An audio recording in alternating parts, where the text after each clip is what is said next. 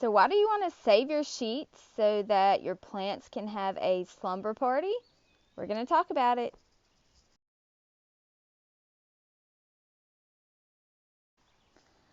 Okay, so here in northeast Mississippi, so we are about 45 minutes north of Tupelo, about 30 minutes, or really 25 minutes south of the Tennessee border and Alabama border.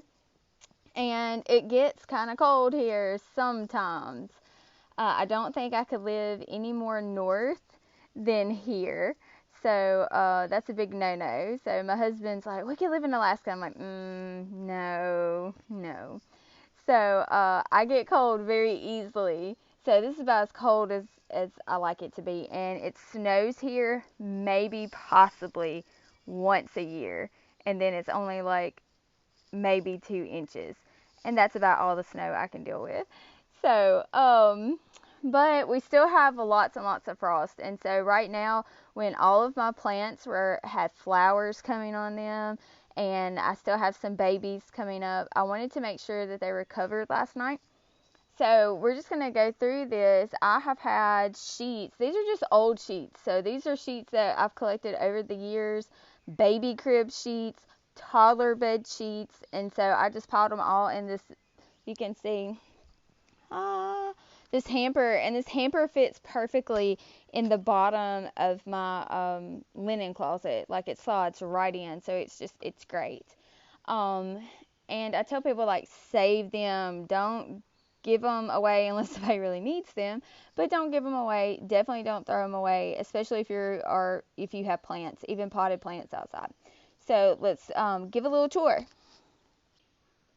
Okay, so here you can see we have toddler bed sheets, baby bed sheets, and they're great, especially with the elastic, because they just kind of wrap around your plants. And so they create that wraparound that's really nice. Like they even have one up there, down here. Now you do have to be careful that you're not going to break your plants. So make sure you don't wrap them so tight that you're causing them to snap or break in half.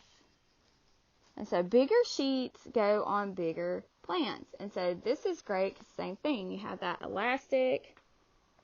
And so it fits over that. See, okay, here's an example of why you want to cover your plant. See, this poor little guy, I missed him somehow. And now he is probably not going to recover. I will try, but it's probably not going to happen. So I even covered those up. And of course, the bigger beds, they all have the bigger sheets on them. Now, you can see it's wet from the frost. Okay, so I'm going to let the sun kind of soak that up a little bit because it's supposed to frost the next 2 nights. And so just to make sure that they're not soaking wet and all stinky and nasty when I put them back on tonight, I'm going to let the sun hit them just for a little bit. And then we're going to fold them up, put them back in the basket, put that inside. So there you go.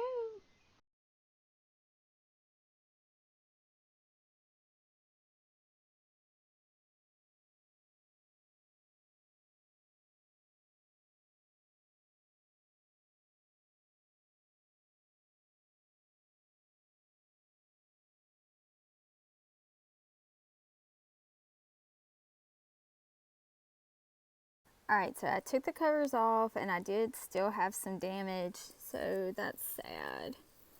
Look at that. Oh, well, if I could do it right, look at that.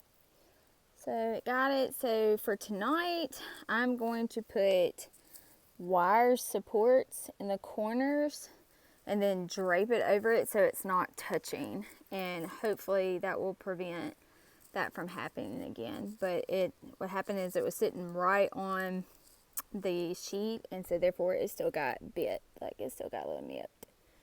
So we need to make sure that doesn't happen, especially my beans. The zucchini doesn't look like it got that bad. It just kind of got a little flattened, but I think once the sun gets out here, it'll be all right. So the lettuce was fine. The sweet peas, of course, they were fine. Carrots were fine. They were a little high anyway because of the yogurt cups, so they came out okay. A lot of the plants, I mean, it was cold. It was cold out here for some of those more tropical plants, so it may take them a day or two to recuperate. But overall, everything turned out fine, so those were fine.